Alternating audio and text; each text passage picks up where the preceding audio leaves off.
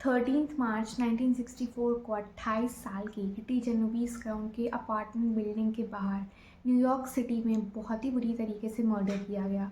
इस मर्डर के 2 हफ्ते बाद एक बहुत ही बड़े अमेरिकन न्यूज़पेपर ने पब्लिश किया एंड क्लेम किया कि 38 आई विटनेसेस वहाँ पे प्रेजेंट थे, जिन्होंने इस अटैक को अपनी आंखों से देखा या फिर उन्होंने किटी की चीखें सुनी। बट इसमें से किसी ने भी पुलिस को कॉल करने की कोशिश या फिर उसकी मदद करने की कोशिश नहीं की, सिवाय उनके एक नेबर के जिनका नाम था सोफिया फेरार। ये इंसिडेंट आज बहुत ही फेमस है और आज हम इसे बाईस्टैंडर इफेक्ट या फिर किटी जेरोमी सिंड्रोम के नाम से भी जानते हैं।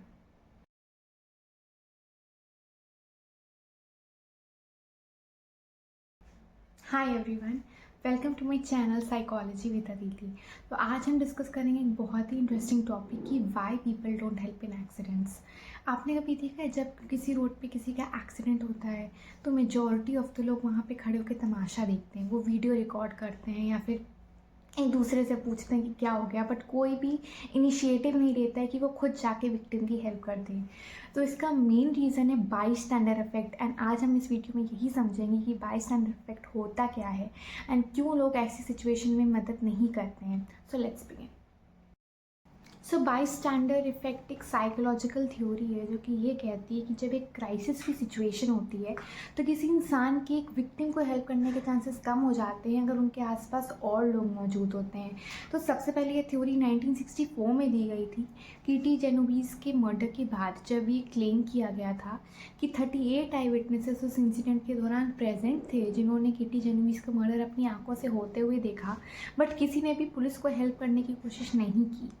बाद में हालांकि इस चीज़ को लेके काफ़ी कंट्रोवर्सीज हुई थी एंड ऐसा कहा गया था कि इस नंबर को काफ़ी एग्जैजरेट करके बताया है एंड कई लोगों ने पुलिस को कॉल किया था, बट कोई भी डायरेक्टली इन्वॉल्व नहीं हुआ था उस अटैकर से।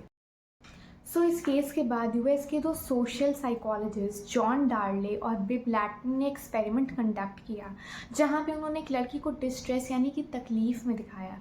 उन्होंने यहाँ पे 2 ग्रुप्स बनाए, जहाँ पे एक इंसान को उस लड़की के साथ अकेले रखा गया और फिर एक इंसान को किसी स्ट्रेंजर के साथ उस लड़की के साथ रहने को बोला। उन्होंने एक एक्सपेरिमेंट के रिजल्ट्स में ये देखा कि जब कोई इंसान इस लड़की के साथ अकेले था एंड उसने देखा कि वो गिर गई है या फिर उसे चोट लग गई है, तो 70% लोगों ने यहाँ पे उसकी मदद करने की कोशिश की। लेकिन जब वो किसी स्ट्रेंजर के साथ थे तो फिर, और जब उन्होंने देखा कि लड़की को गिर गई है या फिर उसे चोट लग गई है, तो सिर्फ 40% लोगों ने ही इनिशिएटिव लिया कि वो इस लड़की की मदद कर दें।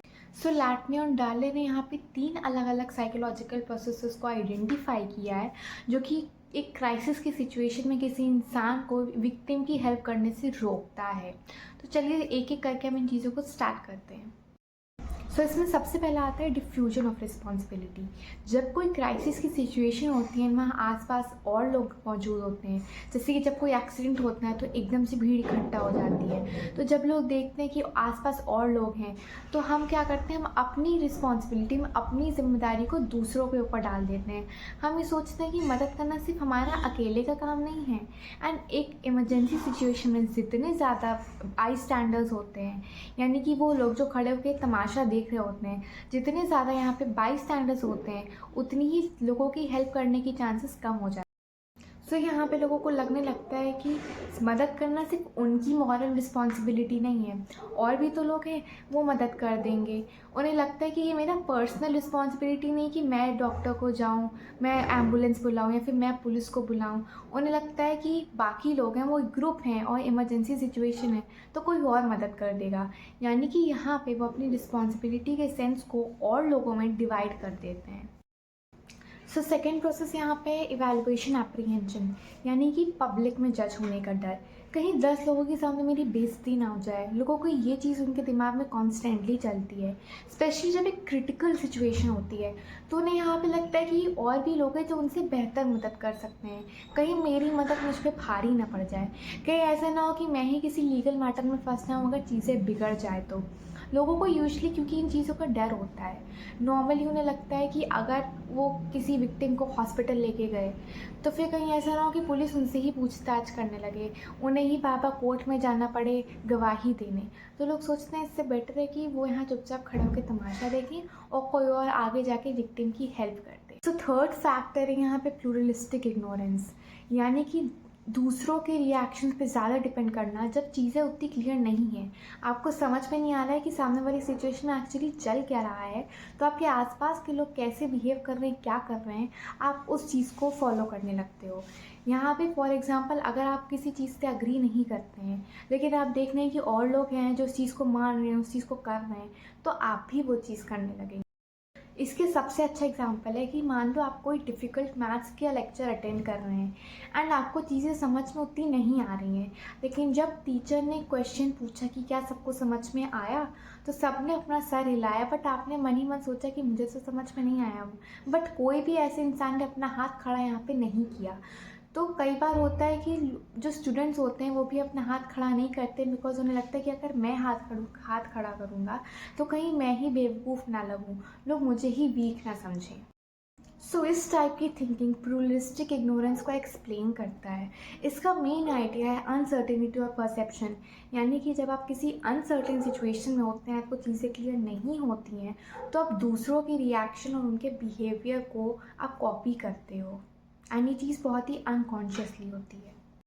सो नाउ जब हमने डिस्कस कर लिया है कि क्या फैक्टर्स होते हैं जो कि एक बाई स्टैंडर्ड इफेक्ट को इन्फ्लुएंस करते हैं, अब हम आते हैं कि इस चीज़ का सल्यूशन क्या है, कैसे हम एक क्राइसिस की सिचुएशन में लोगों को एनकरेज कर सकते हैं कि वो इस चीज़ का पार्ट ना बने एंड वो अपने माइंड को खुला रख के सामने वाले की हेल्प करें। सो सबसे पहले इसमें यहाँ पे आता है अवेयरनेस एंड एजुकेशन, यानी कि लोगों को बाई स्टैंडर्ड इफेक्ट के बारे में एजुकेट करना, ताकि जब रियल लाइफ में उनके किसी क्राइसिस की सिचुएशन उनके साथ ऐसा कुछ हो रहा हो, तो वो इस चीज़ को पहचान सकें एंड चेंज कर सकें। वो कॉन्शियसली अपने डिसीजन को चूज़ करें कि अगर भले ही आसपास और लोग मौजूद हैं, तब भी उन्हें इनिशिएटिव लेना है किसी की मदद करने के लिए, ताकि वो बाई स्टैंडर्ड इफेक्ट के अंडर अपना डिसीजन ना लें, जिससे वो खुद दूसरों को तो हार्म करेंगे ही, वो खुद भी एक ऐसी चीज़ के विक्टिम बन जाएंगे जो कि एक प्रो सोशल बिहेवियर को होने से रोकता है।